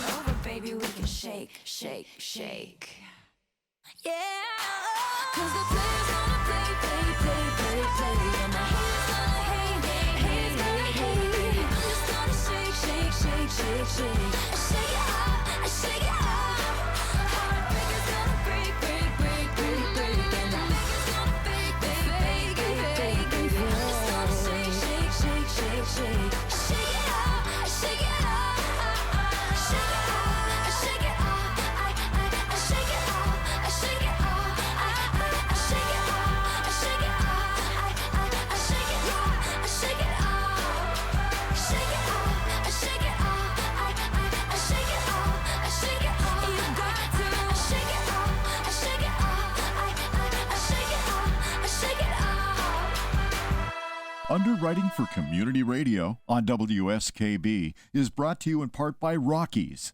Over 30 convenient locations throughout Massachusetts, Rhode Island, New Hampshire, Connecticut, and Florida. One of the nation's largest ACE dealers. Expertise and great product selection in paint, hardware, lawn and garden. That's Rockies. Rock solid service since 1926. On the web at Rockies.com. WSFD-LP.com. Listen to me, Michael Buster McMahon, Mondays 8 to 10 a.m. to learn the stories behind your favorite songs. Or don't. I'm not the boss of you. Community Radio. 89.5 WSKB. Live from Studio 120 at Westfield Technical Academy, this is WCPC Channel 15 and 89.5 FM, WSKB Westfield. Good morning, Westfield. It is 7:38. You're listening to WSKB 89.5 FM radio for the Westfield Masses on WCPC Cable Channel 15. My name is Tina Gorman. I'm your Wake Up Wednesday host, and I am in the studio this morning with Joe Rouse, Director of Public Health for the City of Westfield. Welcome again, Joe. Good morning. Thank you for having me. Thank you for being here. Yeah. So we've talked about COVID, so we kind of wrap that up just as, it's always something that's going to be there, kind of on the back burner. Correct. But we are heading into flu season, Mm-hmm. so we probably need to, as a public health issue, probably need to address that. So, okay, we'll do that. Okay. And when we were talking about COVID and the severity of symptoms, it made me think back to the H1N1 days of that variant of flu. So that was pretty bad. Yeah. That was really knocking people on their butts. And actually the symptoms of that, even though people got vaccinated, it was a variant that they didn't see coming. Okay. So so when you got it, you got sick. Mm-hmm. And it was worse sick than COVID is now. Okay. So let's hope that doesn't happen moving forward. Every year is a crapshoot, and when they make the quadrivalent vaccine, so there's 4 different strains in it, they're doing their best guess. I guess it's not a guess, but well, use their research and data to suggest which ones are going to be the most prevalent, and then that's how they concoct the vaccine. If there's a variant that they didn't expect to emerge and that comes out, then symptomatically it can be even worse than COVID. So it's very important to at least, and I'm not saying that usually they're right. Yeah. The only one time I saw where, and I don't think they had the H1N1 or they didn't have the quadrivalent vaccine then, because that was 2009. Okay.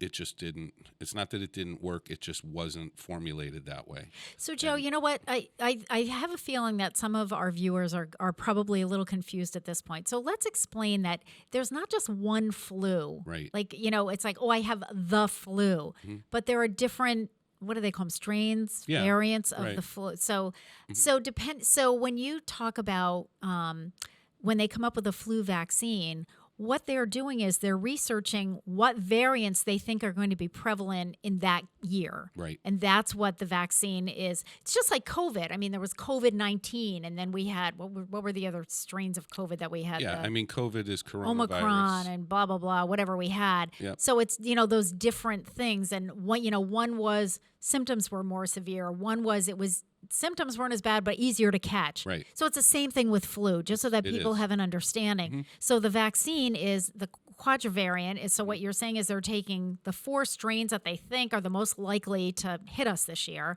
And that's that's what you're being vaccinated. Right. And also some of the data that they use is there's flu going on right now. There was flu going on back in the summer and in the spring. It doesn't all just start to happen in the wintertime, although that's when it's most transmissible. So that's when it manifests itself. Right. But people can walk around with that and not even know they have it. Like if it's July, you could just think you have a cold, but you could have the flu. Yeah. And so they're using the research of current data or past data, even within the past 6 months, to see what those strains are of people that have had the flu recently.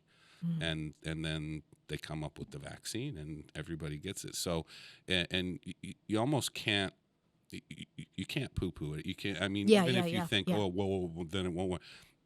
Whatever the percentage chances that it's going to be correct is very high percent. Okay. 90%, 95%. Okay. It's so good idea. Little tiny percent. Good idea to get the vaccine. Yeah, you definitely want to do it. Okay.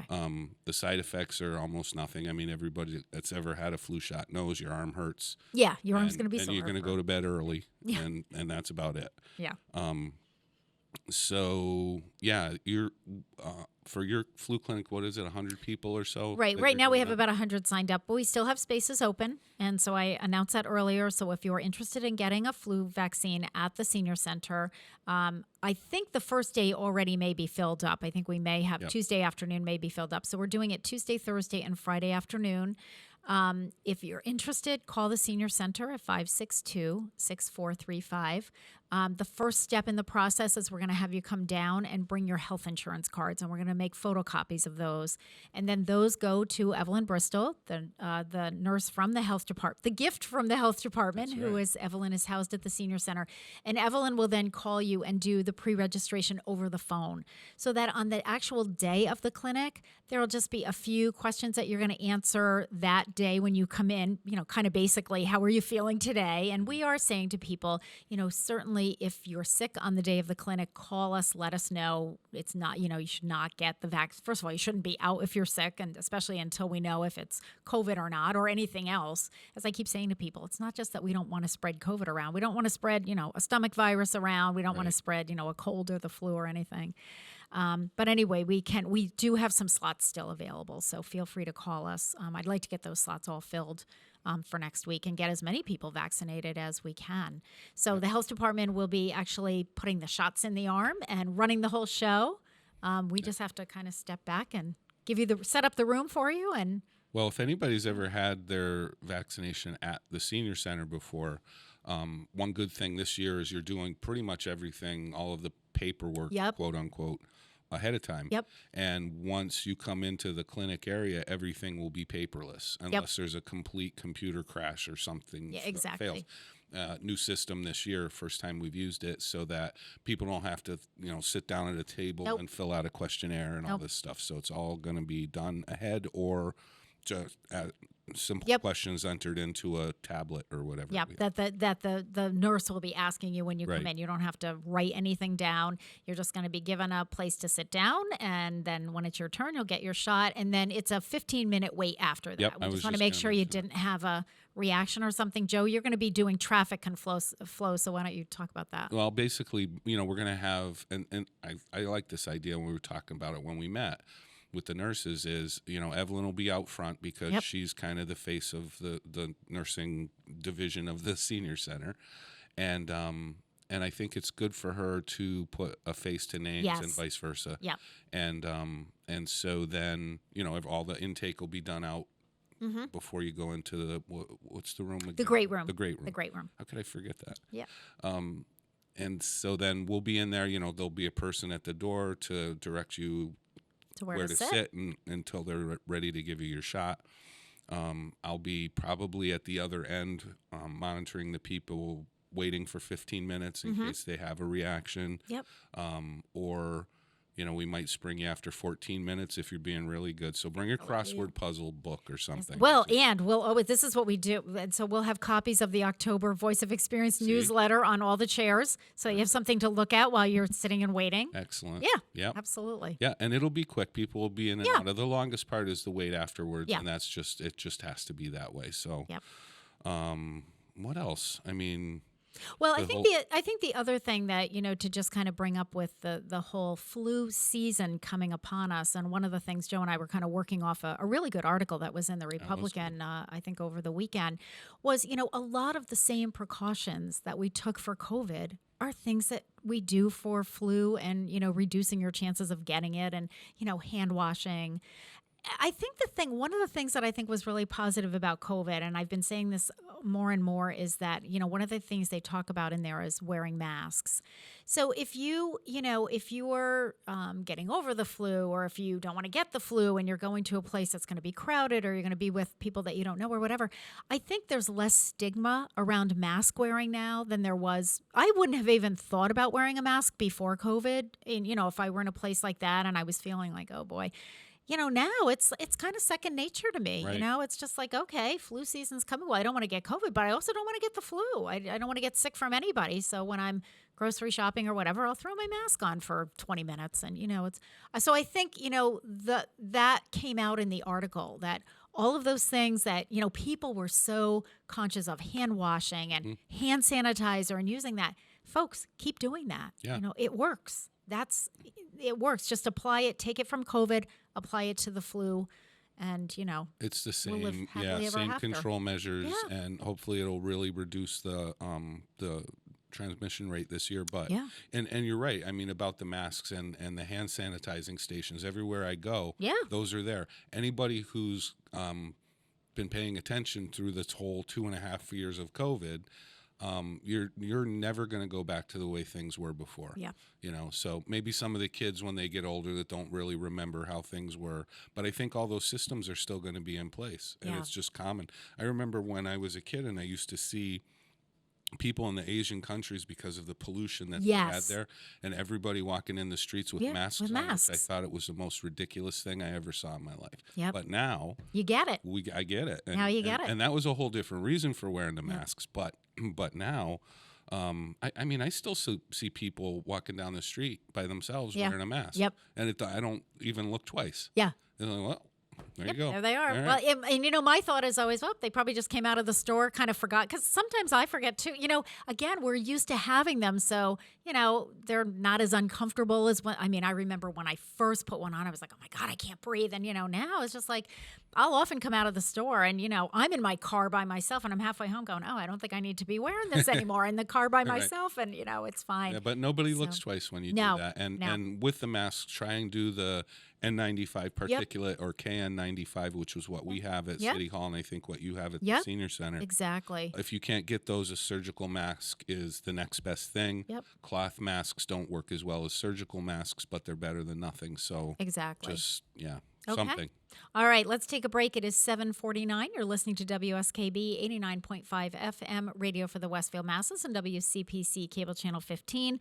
So again, we're celebrating National Women's Health and Fitness Day. We're going to listen to Olivia Newton-John, Getting Physical. We'll be back. Yeah.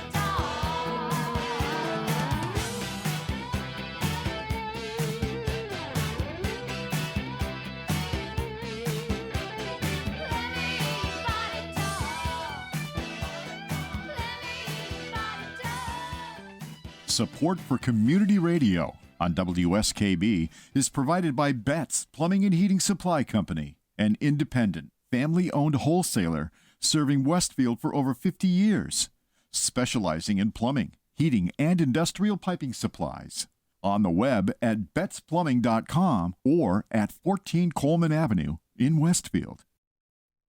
Join us every Thursday morning from 6 until at least 7:30. Check out the Bobby G and Company Show right here on WSKB 89.5 Community Radio. 89.5 WSKB.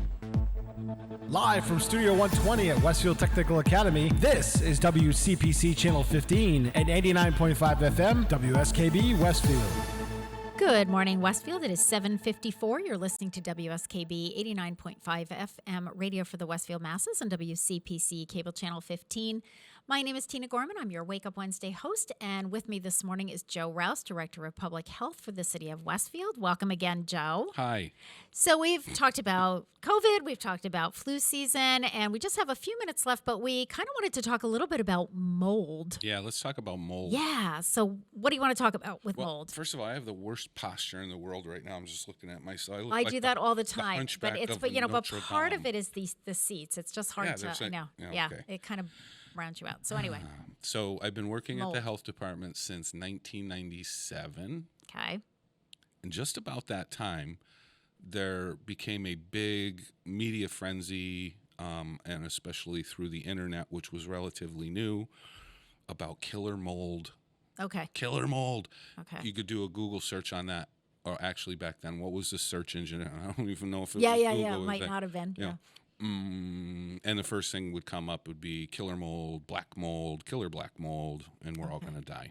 Okay. So it became a big thing. And what happened in the health department is that we have a code. It's called the Minimum Standards of Fitness for Human Habitation. So basically, it's a housing code that we use to make sure there's no substandard housing, like especially with rentals, that landlords are keeping up with their property. So once all that came out, all of a sudden, I don't know how the story started, but we were getting calls left and right from tenants saying, I have mold on my kitchen ceiling, I have mold on my bathroom ceiling, I have mold in my bathtub, everywhere. Yeah. And so we would have to go out and do these inspections. Now, the mold presence in and of itself is not a violation. It is what causes the mold that is the violation, and it's always water. Okay. And if you get rid of the water problem, you get rid of the mold, because that's what they live on. And then, you had to really, because I didn't know anything about mold. I just knew, there's a black spot, must be mold, big deal. It's almost like an allergen. People have different levels of sensitivity to it. So there are people that can be extremely allergic to mold, even in the smallest amounts. And then you could have a whole ceiling covered with it, and it wouldn't bother another person. So that's hard for people to understand when they've heard all of the make a big deal out of the killer sort mold. Of the horror stories. Almost like there should be a level, like you should be able to test it and say, okay, if it's over X number of, per milliliter or something, then it's a unacceptable level, like there is with carbon monoxide or radon. There's a level at which this is not acceptable. Right. But with mold, it's not like that. It's just, some people are more allergic than others. Dust, you could say the same thing about dust. What's the acceptable level of dust? Yep. So, if you have it, really, you just got to get rid of whatever the water source is. And it's always, some pipe leak or something like that. And most of them suspended ceilings, and there's pipes above that. Leaks, mold grows over time. You can do a bleach and water solution to kill it.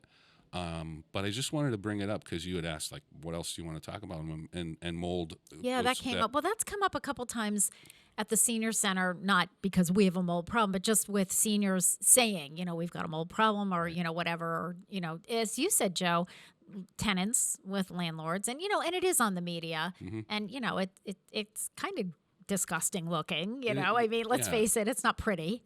There are some, there is toxic mold for sure. Yeah. I've walked into places before, like a abandoned house or something that has water damage and that has festered over a year, 2 years, whatever. And as soon as you walk in the door, it's unbearable. You have to turn around. That's usually more like an algae mold sort of combination. You know, Okay. it's not just black, it's green, it's all Yeah. different colors, Yeah. marbleized stuff. And yeah, that's bad. But that is the chronic condition. It's not the stuff you have in your house, the stuff that are in your apartments, unless it's been left neglected for a long time, or unless you're extremely sensitive, should not sound off the alarms for you. Okay. Just eliminate the water problem, or if you rent, bring it to your landlord's attention. There's no reason to bring the health department in for that. It's like, you know, calling the fire department because you caught a paper on fire with a candle. You don't really need to call the fire department. Just Right. blow it out. Okay. All right. And But- so as you were saying, Joe, so now there are different types of molds. So generally, if you're getting rid of it yourself and it's not a huge problem, it's just bleach and water. Is that like sort of the easiest? Yeah, you just want to get rid of the visible mold. So if it's usually if it's bad enough, it's coming through from the other side. So there's usually mold on the other side of it too. But if that's not introduced into your air, it's really not that big of a deal. And I would say, you know, anybody that sees those, I have a spot in my bathroom at home. It's not like a blob. It's just little tiny dots from the shower and stuff. Exactly. So every once in a while, you just got to clean it. Make sure you ventilate those areas where you're creating steam and stuff like that. Yeah. Sometimes it's not just a water leak; it's just chronic dampness from Right. use of showers and stuff. And you'll see some of the cleaning products that kills mold and mildew, and some of the Lysol and some of those spray things, and you'll see it around your toilet, and as you said, it's not a leak; it's just you got water there all the time. Damp, clean but, it. Yeah, no, I'm wipe glad off that your we brought shower that hose. up because I just don't want people to panic when they see it. It's not as bad as you think. Yeah. I mean, if you can start smelling mold, mildew, then it's maybe more of a problem. But if you just see it, don't go into red alert on that. It's easily remedied. Just deal with it. Yeah. Okay. It is 8 o'clock. My time is up. Harry Rock is up next with his guest, Gene Cassidy. You're listening to WSKB 89.5 FM radio for the Westfield Masses and WCPC cable channel 15. Next week, Joe Rouse has his Joe Show. Yeah, I'll be on after you. Yeah, first Yep. Wednesday of the month. So we'll be looking forward to that. It's an anniversary show. Is it 1 really? year, yeah. Get out of Oh, here. yeah.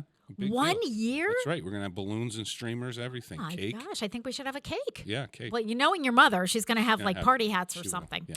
All right. Stay healthy, my friend. Stay healthy, my friend. All right. Have a good one.